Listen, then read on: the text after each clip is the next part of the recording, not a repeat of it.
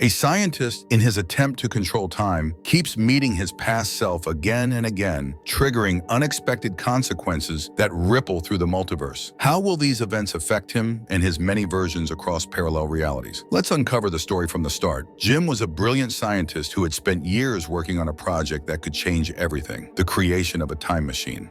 Alongside his two close friends, Matt and Chuck, he had been tirelessly trying to make this groundbreaking idea a reality. However, there was one big challenge. The project was incredibly expensive. Fortunately, a wealthy businessman named Klaus had agreed to fund it. But as time went on and the costs continued to rise, Klaus became hesitant. He had already poured a great deal of money into Jim's vision, and now he was unwilling to spend more without seeing real results. To move forward, Jim needed a crucial and costly component called the MRD, something only Klaus could provide. Desperate to prove his work was worth the investment, Jim devised a plan. He decided to activate the time machine with what he had, not to travel through time himself, but to open a portal that could receive something from the future. Once he got whatever came through, he would show it to Klaus as proof that the machine worked. After that, he planned to reopen the portal a week later and send the item back to the past, completing a perfect loop. On the day of the big experiment, Klaus arrived at the lab, skeptical but willing to witness the attempt. Jim, Matt, and Chuck nervously prepared the machine.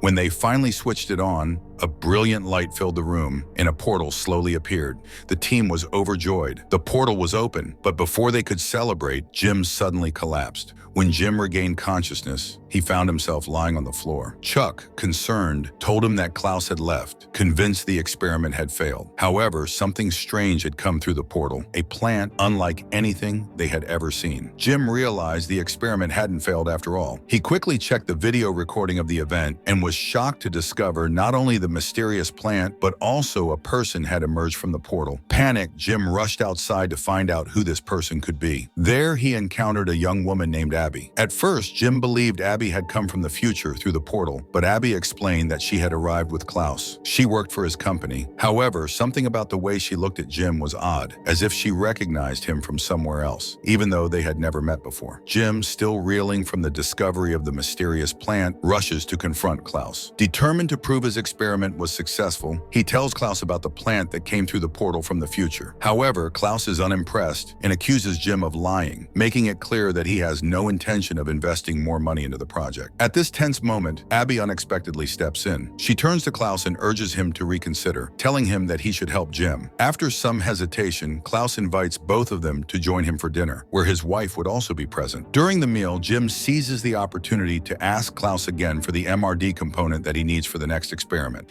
However, Klaus remains uncertain and, instead of offering the component, proposes a deal. He wants half of the ownership of Jim's invention in exchange for funding. Jim is taken aback by the demand. Half of his life's work? That was far too much to give up. After a long round of negotiating, with Abby playing mediator, Klaus eventually agrees to settle for 40%. Jim, while still giving up more than he had hoped, feels relieved. As Klaus leaves, Jim thanks Abby, grateful that she helped him secure the deal. With a newfound sense of partnership and trust, Jim and Abby become more familiar with each other. Jim, in high spirits, follows Abby to her house to continue their conversation. But just as he arrives, his phone rings. It's Chuck, his voice trembling with fear. The first thing Chuck asks is the time, which baffles Jim, but Chuck continues urgently, warning him to stay away from Abby because she's going to betray him. Chuck has also uncovered something shocking about the experiment, and he insists that Jim come back to the lab immediately. Confused and alarmed, Jim says nothing to Abby and rushes back to the lab. There, he finds Chuck pacing nervously. Jim presses him to explain what he meant earlier, but before Chuck can reveal anything, Jim once again collapses, unconscious, just like before. When Jim finally wakes up, 8 hours have passed. Troubled by what's happening to him, he pushes aside his fears to focus on Chuck's urgent discovery. Chuck explains that the plant they received from the future wasn't a natural specimen. It had been genetically modified, and to their shock, it had been made by Klaus's company. This revelation hits Jim hard. He remembers seeing a similar plant in Abby's house. Suddenly, it all clicks into place. A week from now, in the future, Abby would send this plant back to them. Jim's suspicions grew stronger as he approached Abby's apartment, hearing a man's voice inside. Before he could confront whoever was in there, Abby appeared behind him, explaining that she had been out and that Jim must have mistakenly approached someone else's apartment. Confused but wanting to believe her, Jim reluctantly followed her suggestion to go to a nearby bar, yet his mind was racing. Even if Abby was connected to Klaus, she she wouldn't directly admit anything, especially not about the strange plant. That's when Jim came up with a plan. He would pretend to fall in love with Abby, hoping to learn more about her true intentions. To his surprise, Abby seemed more open and affectionate toward him than ever before. She spoke of personal details about Jim that he had never shared with anyone. This unnerved him, but he continued with his plan, trying to get closer to her. Later at her house, they became intimate, and by the next morning, Jim quietly slipped out of bed, taking the plant with him. However, just as he was about to leave, a sharp headache hit him again, nearly knocking him to the ground. Luckily, Jim ran into Chuck just outside Abby's place. He handed over the plant, instructing Chuck to run tests on it immediately to determine if it was the same plant they had received from the future. As they parted ways, Jim couldn't shake the feeling that Klaus was somehow involved with Abby, especially after learning Klaus was set to meet with her soon. Back at the lab, Jim's suspicions were confirmed. The plant from Abby's house was identical to the one they had received through the portal. There was no doubt now. Abby knew about Jim's experiment from the start, and it was likely she was plotting with Klaus to steal his invention. Driven by this revelation, Jim knew they had to conduct the next experiment ahead of schedule.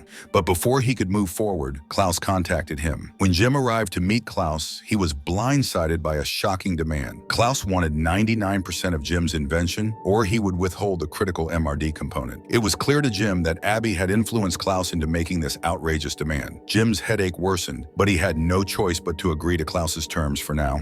His invention and all his years of work depended on it. With no time to waste, Jim threw himself into preparing for the next experiment, which was now set to take place in 2 days. He made a bold decision. He would give Abby the plant and instruct her to bring it to the lab on the day of the experiment, ensuring that the loop would be completed. Jim noticed Abby seemed more distant. She wouldn't let him inside her apartment, further fueling his suspicions. Still, he stuck to his plan. On the day of the experiment, Klaus, as promised, delivered the MRD. Jim started the time machine again, and the portal opened, connecting to the past exactly 1 week ago. But this time, Jim had a new plan. Without hesitation, he grabbed the plant and stepped through the portal himself. His goal was clear. He would go back in time, change the events of the past week, and protect his invention from being stolen by Klaus and Abby. Now the story begins to unravel, revealing all the hidden truths that had been puzzling us. As Jim steps back into the past, everything starts to make sense. The strange things we had witnessed were finally explained. Jim, now in the past, immediately runs out of the lab, realizing something crucial. The person that Jim's past self had seen coming out of the portal earlier wasn't some mysterious stranger from the future. It was Jim himself from this very moment. Jim had become the very person he saw that day when the portal first opened. As he runs outside, Jim spots Abby. She's standing there, casually asking him for a lighter, as though they had never met before. This is because, for Abby, this is the first time she's ever seen Jim, but Jim already knows her from the future. Just as he's about to respond, he spots his past self approaching. Panicking, Jim runs away before his past self can see him. This moment explains everything we saw earlier in the story. When Abby first met Jim, she was so confused because she had just seen another version of him running away. Now it all fits together. There were 2 Jims in that timeline, and it's also the reason why Jim had experienced those terrible headaches every time his future and past selves came near each other.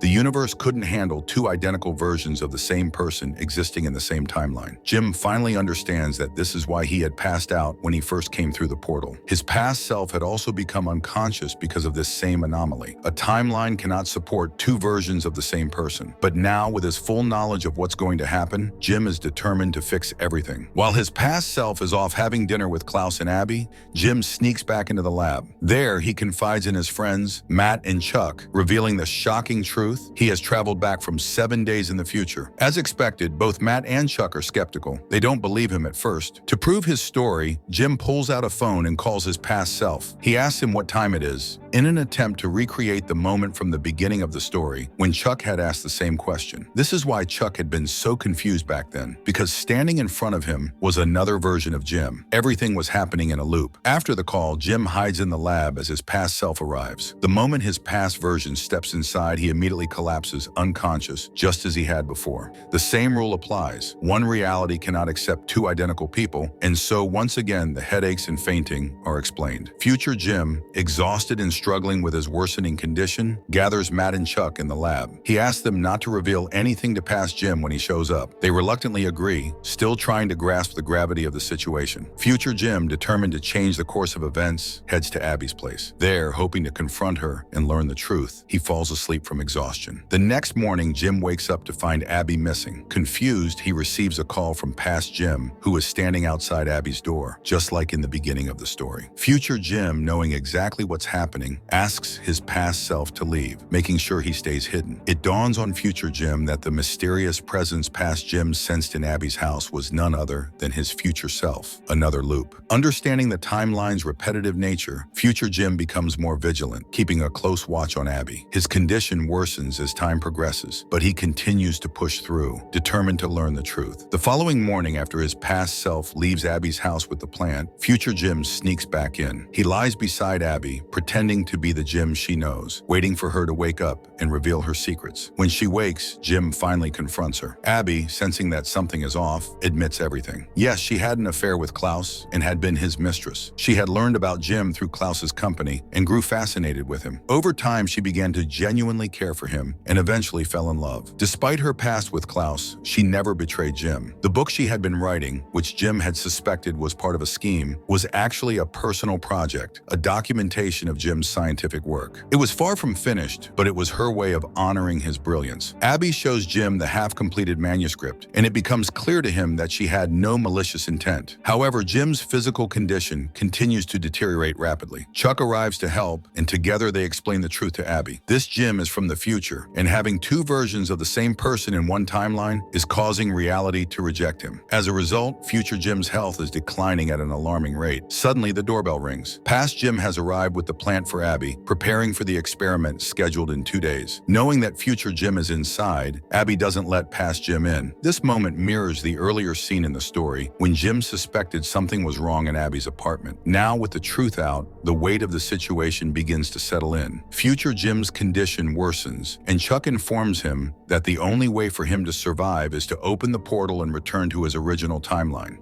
But to do that, he needs the MRD component, which Klaus controls. Jim realizes that, despite all his efforts, time travel hasn't changed anything. The events have unfolded just as they did before. The only hope is for Past Jim to go back in time, resetting the loop and allowing Future Jim to be the only version left in this timeline. The day of the final experiment arrives. Just as Future Jim did before, Past Jim prepares to step through the portal and travel 7 days into the past. However, this time, Future Jim asks Abby to hide a critical diary in her pocket. This diary contains all of Jim's scientific notes and vital information needed to prevent the loop from continuing. It is the key to stopping Klaus and preventing the theft of Jim's invention. After Past Jim vanishes through the portal, Abby rushes to Future Jim's side. He is barely clinging to life. Worried that he may not survive, she tries to comfort him, but Jim, even in his weakened state, begins to explain everything. The truth behind the timeline, the repeating loop, and why he had to come back. He reveals that the diary Abby carries holds the answers to breaking free from the cycle. And here the biggest twist of the story emerges. Jim, on the verge of death, reveals the final truth to Abby and Chuck. Every time he opened the portal, he thought he was entering his universe's past or future, but in reality, the machine transported him to a parallel universe, one that was almost identical to his own, but with subtle differences. This explained the sickness he experienced every time he arrived in a new timeline.